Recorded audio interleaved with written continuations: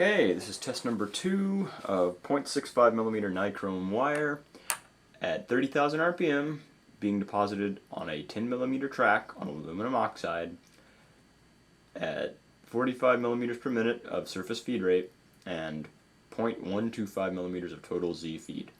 So I'm going to turn the spindle on to 30,000 RPM and start the deposition.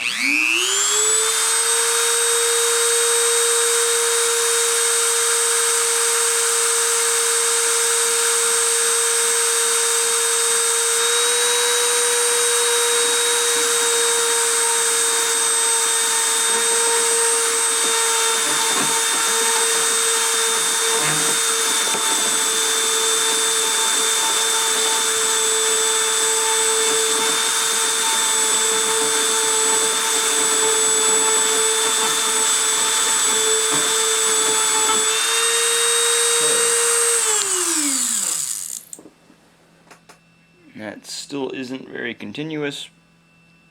The deposition does look somewhat better. Nichrome is just a tough material to deposit, man. It's just a toughie.